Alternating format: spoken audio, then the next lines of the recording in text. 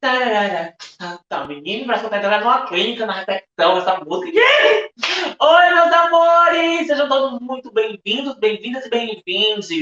Eu sou Deide Piaf, estou aqui com vocês novamente. Eu tô aqui uma coisa assim, vanuda. Vim com um look vanuda para conversar com vocês. Olha, sejam todos muito bem-vindos. Bom dia, boa tarde, boa noite. Para o horário que você está assistindo nossa quiz, que essa semana tá uma coisa seminário da igreja, né? É só os seminários, porque em breve a gente vai estar, ó, presente, juntinho um no outro, na feira, no meio de rua, comprando livro, adoidado. Mas enquanto isso, a gente está totalmente virtual. Qualquer coisinha que vocês estão querendo saber da nossa programação, entra no nosso site, que é o www.flip.org. Vai estar cheio de sapatão, cheio de trans, cheio de viado, cheio de um monte de gente, cheio de LGBTQIA+, consumindo cultura e diversidade. Mas, olha, eu tenho um recadinho para vocês, que eu vou estar sempre lembrando. A Flides, junto com a Areia Areia e o pessoal da outra casa, estão criando uma biblioteca virtual. Não virtual, não, uma biblioteca presencial. Uma biblioteca, viado! Que vai, sabe, você sabe aonde? Uma biblioteca com todas as publicações LGBTQIA+, que vai ficar dentro da outra casa, que é um espaço de apoio a pessoas em situação de vulnerabilidade social. A gente precisa do seu apoio, porque você pode doar com dinheiro, com livros. Então, o dinheiro vai te comprar os parapeitos, para colocar o livro, para te pendurar, entendeu? E vai se chamar, olha, Gilmar de Carvalho. Então, ó, a gente conta com a presença de vocês nessa ajuda para a gente começar. E agora, nosso bate-papo vai ser Bocas de Tracanajá. Vai ser o Mário Felipe e o seu Rosinha. Olha, gente, irmão, sejam bem-vindos, meus amores. Produção, mandei só para dar um tchau, eu os dois, para dar um tchau. Coisa mais linda. Yeah! Coisa linda! Mande um beijo, mande um beijo. O outro tá entrando, mande um beijo, cada um, Mário e o Soninha. Ai, que delícia, fiquei úmida. Eu vou até falar pra Alexa. Alexa!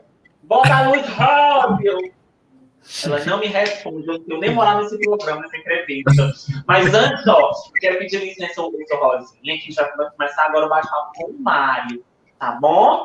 Beijo, eu te chamo já já, viu? Eu tô me sentindo assim, Olimpíadas em Tóquio. Eu tô te chamando tu lá em Moço. Olha, Mário, seja bem-vindo, viu, meu amor? Obrigado, Dediane. Obrigado pelo convite. Para mim é uma alegria, uma honra estar participando desse evento aqui mais uma vez. E se Deus quiser, a gente vai estar presencial um dia, fazendo nossa feira, a gente batendo papo e fazendo meet greets, que eu gosto de muitas fotos. Nada substitui, né, o presencial, então, mas a gente está aqui e é importante a gente estar lutando ainda com relação às nossas lutas diárias, né? Exatamente. E esse seminário é uma reafirmação da nossa comunidade. E olha, eu quero te apresentar para as pessoas, assim. Olha, a tua ficha corrida aqui, que me passa, eu estou muito chique, eu vou ficar assim, que eu tenho um PP bem ali, para contar tudo de ti. Pela ótima combinada.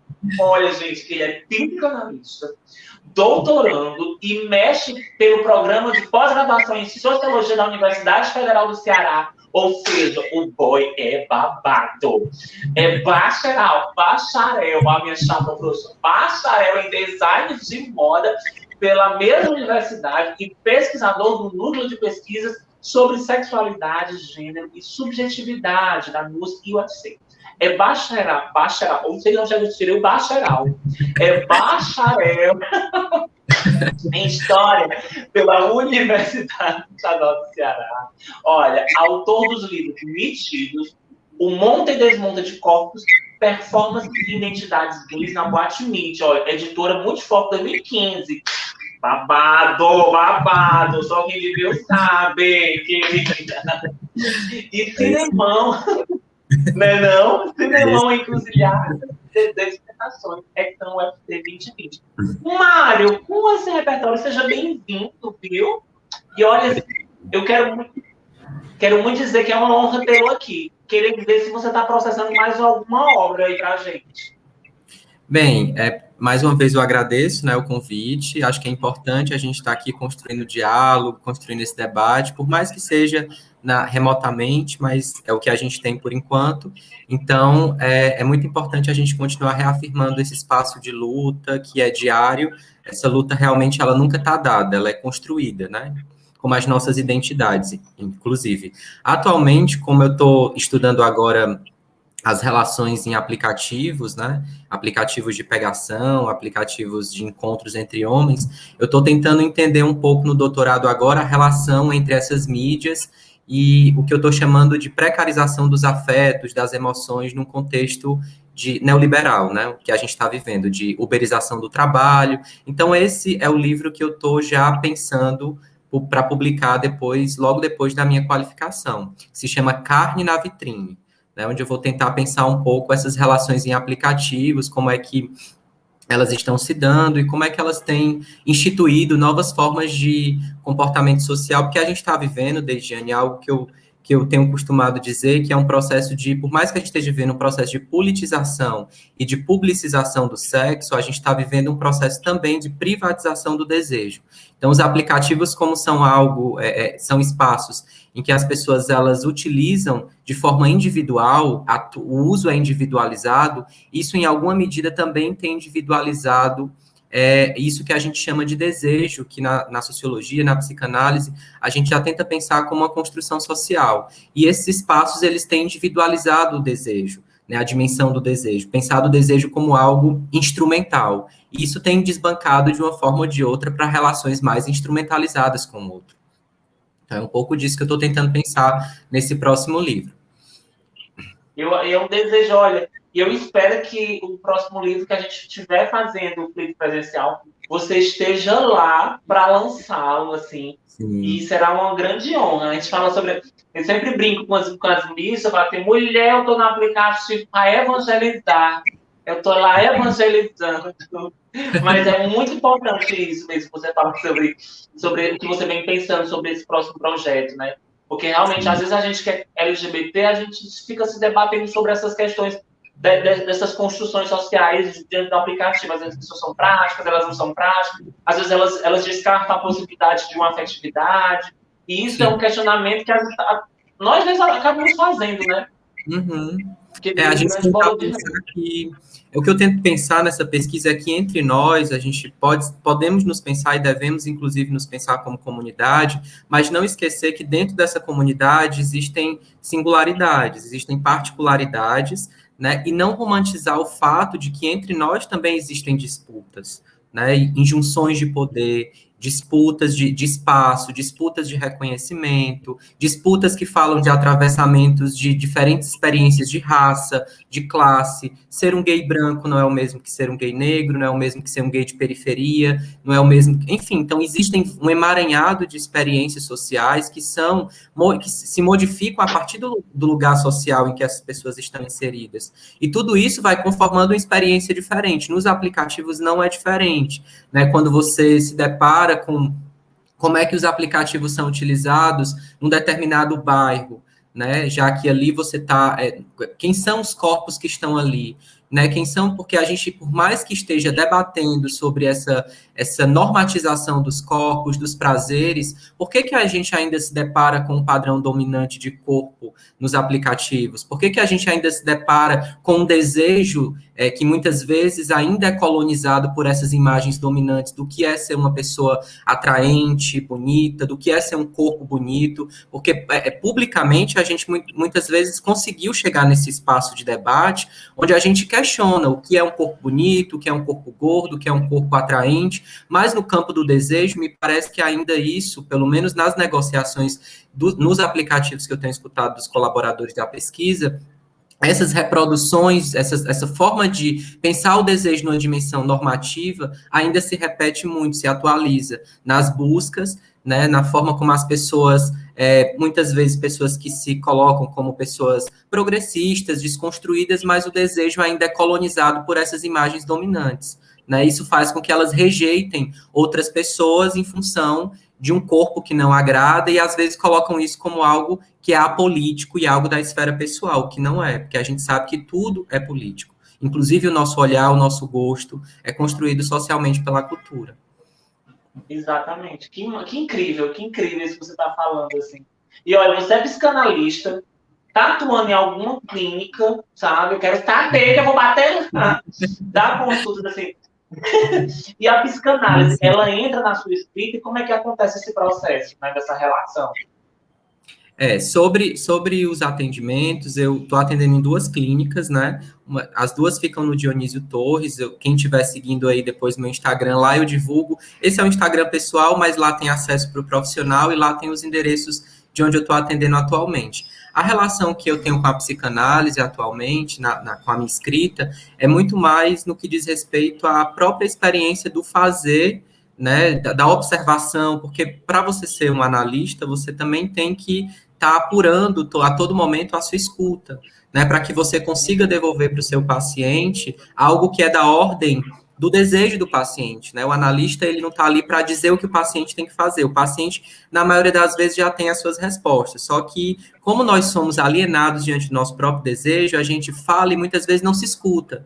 O que o psicanalista faz é devolver essa fala do próprio paciente para que ele pense sobre esse dizer que ele se encontra alienado, né? Com relação à minha pesquisa, há algum tempo eu venho tentando pensar, sobretudo agora no doutorado, como é que se constitui essa dinâmica do desejo. Sempre foi algo que me instigou bastante, que me motivou a fazer essa pesquisa no Cinemão, né? Como é que a gente entende esse negócio que a gente fala, tudo é tão politizado hoje, mas o desejo também é algo político. Como é que a gente pode descolonizar esse desejo que ainda está habitado por imagens dominantes do que é bonito, do que não é, né? É como se a cama, em alguma medida, e os nossos desejos, eles fossem algo que não entrassem nessa discussão.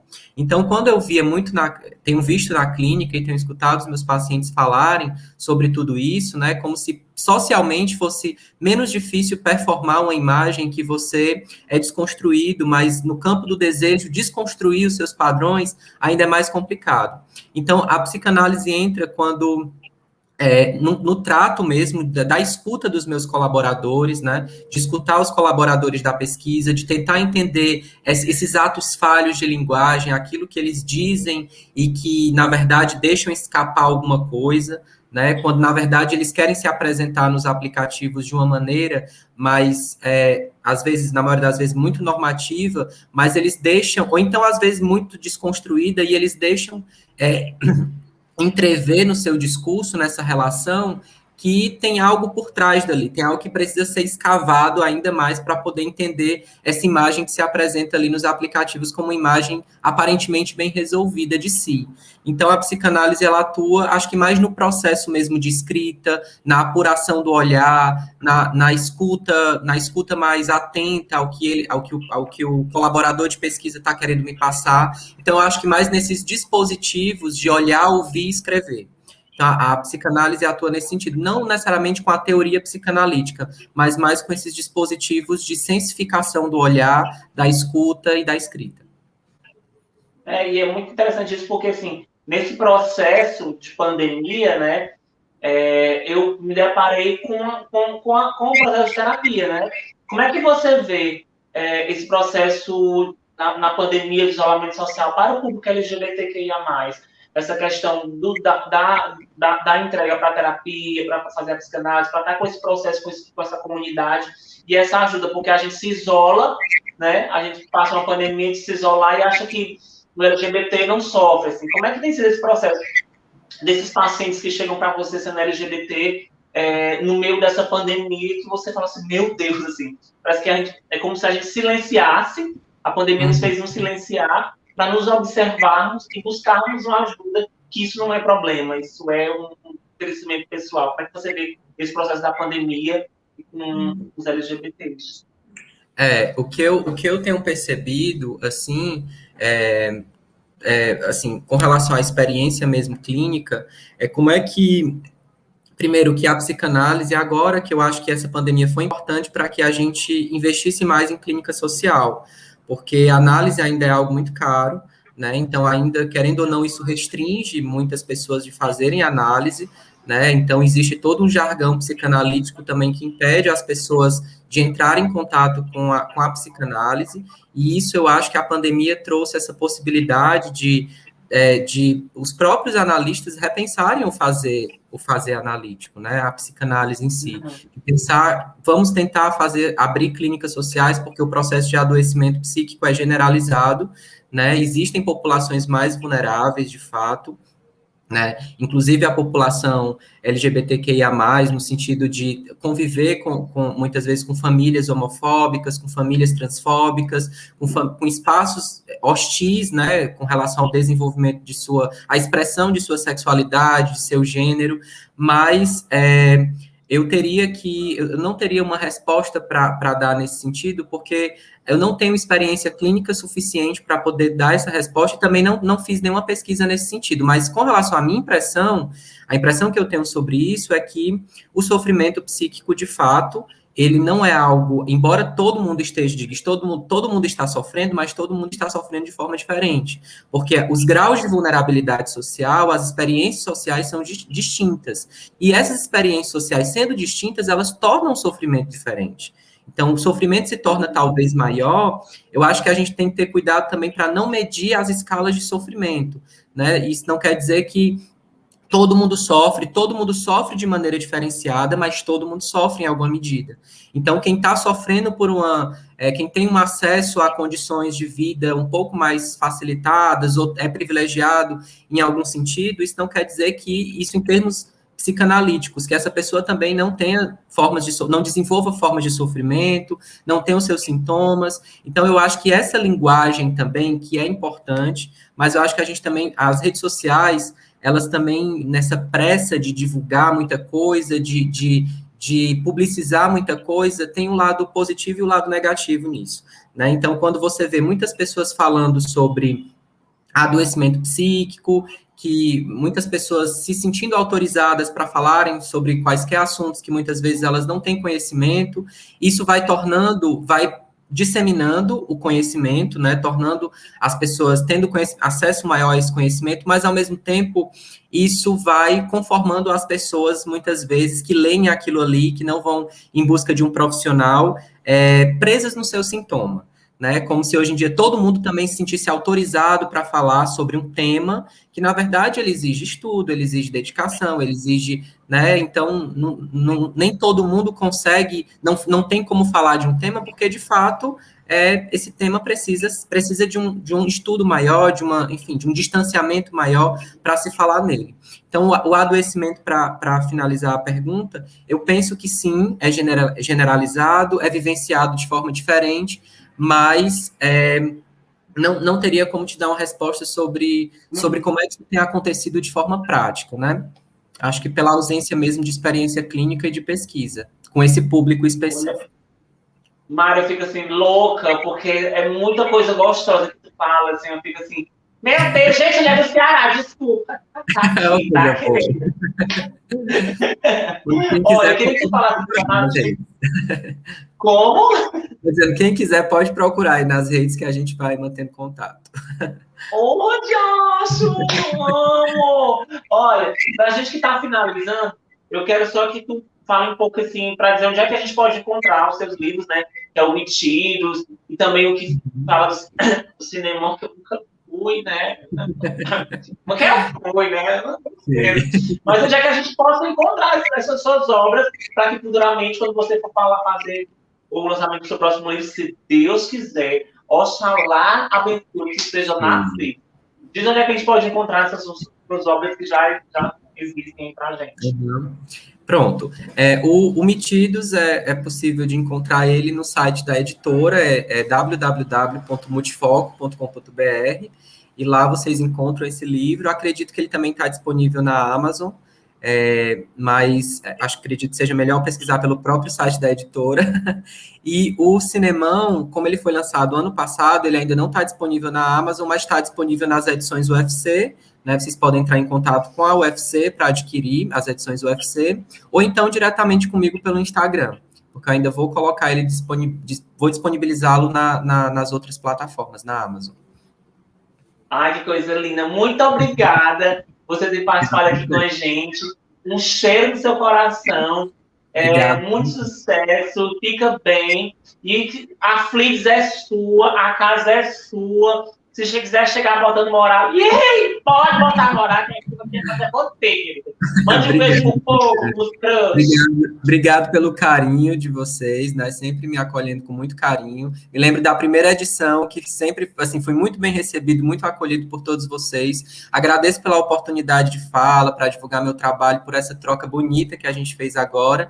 E a todos que estão nos assistindo, obrigado. Me procurem nas redes, que lá a gente continua esse papo, tá bom? Obrigado e bom evento para todos, todas e todos.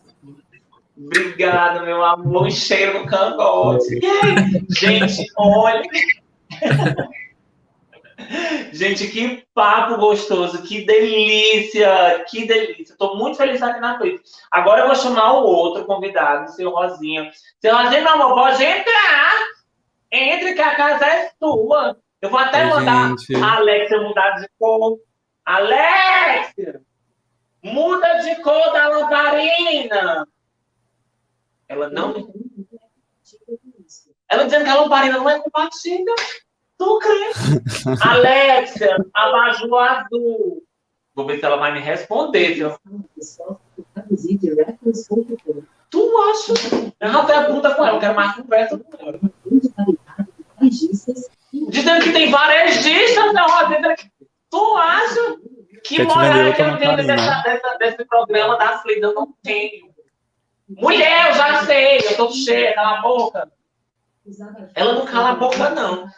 Alexia, silêncio. Olha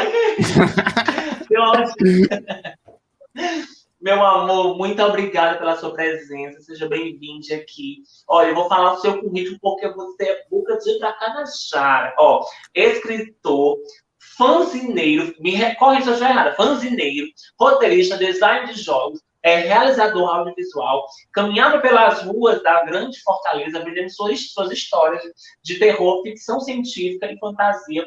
Devido à pandemia, voltou ao quartinho de casa, como também eu fiz na casa dos pais, voltei também, compartilho de isso, pois ele disse que tem receio de sair para vender, né, por conta de ser contaminado, está certíssimo, realizou filmes, olha, produziu animações e concursos de microcontos. Eu gostei disso, concursos de microcontos no Instagram, bissexo, é tudo, não binário. Meu amor, seja bem-vindo! Obrigado pelo convite, gente. Leidiane, eu tô muito tímido, primeira vez que eu faço uma entrevista do tipo, então qualquer coisa, vou ficar meio enrolado. Mas tem nada não, meu amor. Meu amor, se apresente um pouquinho assim, para as pessoas, assim, quem tá lhe conhecendo agora. Pode ser o currículo, seu currículo vitae. Então, gente, sempre que tem uma situação assim, tipo, que tem que se apresentar, né? Eu costumo começar falando que eu escrevo desde os 16 anos, né? E aí, nesse tempo de escrita, eu sempre fui muito apaixonado pelo terror, pela fantasia, pela ficção científica. Só que aí tem um problema, né? Porque, tipo, quando você é de alguma forma marginalizado e você começa a ter contato com esse tipo de literatura, uma coisa que você percebe, assim, com algum tempo de leitura é que a maioria dos protagonistas vão ser sempre um homem, cis, heterossexual, etc e tal. E, geralmente, pessoas brancas, são histórias que geralmente vão se passar na Europa, vão se passar nos Estados Unidos. E, por mais que as histórias sejam muito boas, elas não falam sobre a gente, né? E aí sempre rolou esse sentimento de gosto muito disso, mas ao mesmo tempo não me vejo, sabe? E aí rolou esse rolê de então eu vou fazer as minhas histórias e tal. E teve essa época das fanzines, que também foi uma época muito massa, que foi quando... É aquela história, né? Você começa a escrever, escreve, e ser publicado é muito difícil, porque as editoras recebem muito material, acaba às vezes nem lendo seu produto e tal. E aí um belo dia eu fiquei meio... Joguei tudo pra cima, parei de mandar meus textos pra editora e comecei a vender eles na rua mesmo, assim. Fazia as fanzines e tal, e passava no busão, na UFC, na US, vendendo, conversando com o pessoal, apresentando o que eram os textos e tal. E foi dando muito certo. E dessa época que veio o nome Seu Rosinha também, porque nessa época eu tinha uma pochete rosa um pouco chamativa. E aí acabou me chamando de seu Rosinha e foi pegando e tal, e aí acabei usando como uso de Instagram também e tá por aí até hoje. Eu acho E que acho que de apresentação é isso. E aí, nesse vende, acabou dando certo e estou aqui hoje. Que maravilha! Tu fala que é tímido, mas só ir pra rua para vender a tua obra, tu já quebra tudo que tem aí. Sabe? Começou com 16 anos, a arte se foi inquietude, né? De por que, que não me vejo ali? E fazer agora para que as pessoas possam se ver ali. Eu acho isso incrível, assim. Você é maravilhoso no que já faz. Ave Maria, eu vou fazer uns contos, eu vou escrever Dediane a cangaceira para botar no povo ler, quer nem saber. Meu amor, olha, você organizou uma série de concursos, não foi? De microcontos, LGBTQIA+, aqui em Fortaleza. Fala desse trabalho para a gente, assim, do sucesso das inscrições, conta para a gente como foi isso. Tediane, mil perdões, eu não te ouvi tua pergunta porque eu dei uma quedinha no Wi-Fi rapidinho, se tu puder repetir. Eu repito a hora que você quiser, meu amor, que quem manda aqui é você. Ah, Maria, olha, você é do... Ah, Maria, chega, eu fico úmida. Você organizou uma série de concursos aqui, de microcontos aqui, LGBTQIA+, em Fortaleza, né? Então, fala um pouco desse trabalho para a gente, do sucesso, dos números de inscrições, né? Como foi isso, assim? Ou não foi isso, ou foi... Fala, rasga, debulha rosa. Começou na primeira onda da pandemia, né? Foi quando travou tudo. E aí foi meio que um baque, porque eu tava muito na pira de vender as fanzines, né? E eu tava vendendo muito bem. Eu tava, tipo... Tinha dia que eu fazia 100, 150 reais de fanzine, sabe? E aí era massa, porque, tipo, você é escritor, você não recebe nada e de repente você tá ali, as pessoas comprando seu... E aí, o que que aconteceu? Tinha esse rolê de eu estar vendendo, e aí do nada não podia mais vender, né? Teve até esse dia muito icônico que eu saí tentando vender as fanzines, né? E não tinha ninguém na rua. Porque foi aquele rolê, né? Quando a OMS foi lá e falou, galera, então, é uma pandemia mesmo, o pessoal desapareceu assim na rua. E aí teve todo esse processo de repensar essa literatura e como de alguma forma ganhar dinheiro também, né? E aí eu acabei migrando tanto para os editais, né? Eu consegui publicar algumas coisas com edital, os editais da Aldir Blanc, que foram muito massa, inclusive, um negócio que a gente nunca tinha visto, de tipo, de ser um recurso que ia para os pequenos mesmo, sabe, assim. E aí, nesse meio tempo, teve uma época que estava sem edital nenhum, eu estava me coçando para fazer alguma coisa de literatura, e aí quer saber, eu vou fazer um concurso aqui de microcontos.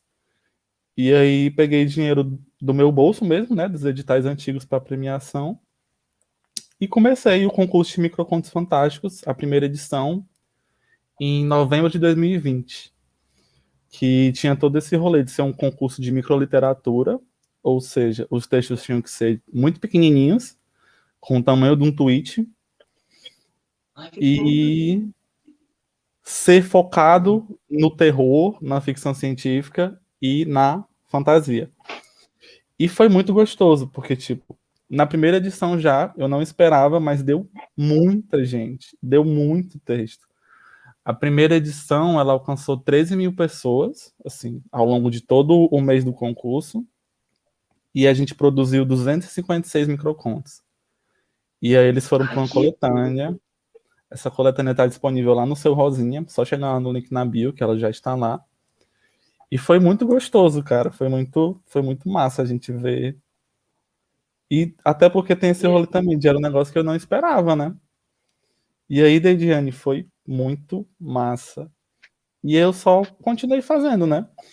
E aí teve depois a MED, que já foi uma coisa maior. Que qual era a ideia da MED? A MED foi um curso que ia resultar numa revista. Então, foi uma coisa que Nossa, que incrível. eu fiz com recurso da Aldir Blanc, né? E aí a gente selecionou 9 escritores cearenses, sempre dando uma prioridade de raça, de gênero, de LGBTQs. E a gente pegou esses 9 escritores e conduziu a escrita deles para restar nessa revista. Demos bolsa também, foi muito massa também. Pagamos R$ 350 para cada um dos participantes. Nossa, que E incrível. essa revista A também. vantagem, a vantagem do Aldir Blanc é isso, né? É proporcionar para os pequenos, essa galera que está fervendo arte, fervendo literatura, fervendo cultura, poder proporcionar isso para outros e virar uma grande rede, assim. Isso é muito incrível. Tu consegue perceber nessas inscrições em que bairros de Fortaleza essas proporções chegavam mais? Assim, a galera mais ali da periferia estava fervendo, a galera ali da Regional 2, Regional 3. Como é que você via isso? Tipo, como foi um rolê que eu não queria fazer uma coisa que as mesmas pessoas fossem pegar, né? Eu priorizei mesmo a galera que, nas inscrições, que eu sabia que eram de bairros periféricos. Então, tipo, Uhum. na MED, eu sei que foi. Eu acho que não entrou nenhuma pessoa branca. Minto, tinha 2 pessoas brancas e tinha quase todo mundo assim, periferia mesmo. Acho que todo mundo era de periferia. Que Do incrível, que interior também, incrível. teve gente do interior. Teve gente não binária. Hétero, eu acho que teve uma pessoa só, porque, né, tem que ter a cota. Mas Que foi isso, foi muito incrível, que gostoso, sabe? incrível. Também porque um negócio que eu percebi durante a MED foi que os textos, eles saíram muito outras coisas, sabe, da ficção científica. Não era o colonizador que vai em Marte pegar recurso. Era a jovem drag queen do Maranguape, que estava saindo da aula de teatro dela e levava um baca do policial. Só que o policial não era só um policial, ele também era uma entidade misteriosa que queria sugar toda a magia dela, sabe? E ela tinha que escapar dessa polícia que também era um monstro, sabe? Então, essas ficções científicas, essas fantasias foram virando outras coisas, sabe? Foi muito legal isso, foi muito Que bonito de incrível, que ver, sabe? incrível. Isso é muito bonito mesmo, isso é muito forte, isso é muito potente, assim. Olha, a gente aqui da Flix quer muito te agradecer por estar aqui com a gente no nosso festival, nosso seminário, que é o Seminário de Vida do Espírito, né? Que a gente fica louca. Mas seja muito bem-vindo. Olha, fala para as pessoas onde te encontrar, para conversar no direct, para os próximos projetos, para que possamos, se Deus quiser, futuramente na Flix presencial, você possa estar junto com a gente. Belíssimo! Então, gente, primeiro eu queria mostrar meu brinco, porque o Amo, fone cara, deixa. desvalorizou meu brinco e eu fiquei chateado. Mas Não, mas agora tá dando uma estou potência, exibindo. sabe? Eu tô de argola, porque eu quero brilho. Ai, argola é muito bom, eu adoro argola. Eu Essas adoro. Eu argolas acho assim, poder, gigantes, acho ai, verdade. maravilhoso. Mas enfim, sobre onde me achar. O Instagram é seu Rosinha, é bem facinho de encontrar. E lá vocês vão ver vários projetos, tanto uns que estão rolando, quanto uns que vão rolar. E na bio, você pode achar algumas revistas que já foram publicadas, alguns textos meus que já foram publicados, e as coletâneas também, tanto de microcontos, quanto a MED, que foi essa coletânea de 9 escritores cearenses de sci-fi, terror e horror. E eu queria também dar um spoilerzinho, porque eu estou preparando com a Arrasa. Kinaya, a afrofuturista cearense, vocês podem encontrar ela também. A gente está pensando numa incubadora de romances. Então, o que a gente estava conversando sobre? A gente estava tendo uma percepção que a cena da literatura fantástica cearense, ela tem muita gente produzindo conto, mas a gente não tem muita gente hoje fazendo romances, né? Então a gente está preparando esse projeto que a gente vai começar próximo ano, que é a incubadora de literatura fantástica cearense. E essa incubadora a gente vai pegar 6 escritores, incluindo eu e ela, e juntos a gente vai produzir esses 6 romances até o final do ano. Então, até o final de 2022, teremos 6 livros de sci-fi cearenses, de terror cearenses e de fantasia cearenses sendo publicados aí. Então, fiquem atentos. Tanto para se inscrever e Fiquem tentar atentos. produzir, né? Quanto para ler esses romances que vão sair, né? Olha, fiquem atentos mesmo, porque vai que no meio desse livro estão falando de mim, desde Delícia, a cangaceira, uma desbravadora de boys do Conjunto Ceará. Eu acho Olha só. tudo, já deixei para tu utilizar isso aí, viu? E aí os boys são Meu vampiros e amor, Rosinha, lobisomens. amo. Rosinha, meu amor, um cheiro no cangote, viu? Agora eu vou ficar aqui com o pessoal. Beijo, meu amor. Obrigado, Tchau. Lidiane. Cheiro no seu cangote também. Ih, Ai. que delícia, meus amores. Olha, esse foi o bate-papo junto com o Mari, com o Rosinha, que foi incrível. Então não deixe de seguir a gente na Flix, nessa semana de seminário, que tá tudo feito para vocês. Vai no nosso Instagram, fala com a gente, qualquer coisa, a nossa produtora, a Charlônia. Charlônia que fica respondendo as coisas, nossa produtora, você pode ir lá, fala com ela, fala, Charlônia, mulher, eu quero esse livro e tal, onde é que eu compro? Ela diz, eu quero ajudar na biblioteca. E é isso. Então, ó, beijo para vocês, a hashtag Desde Delícia, e essa é o bate-papo. Ai, que muito fina. Roda a vinheta, vai! O Marlene Matos, roda a vinheta.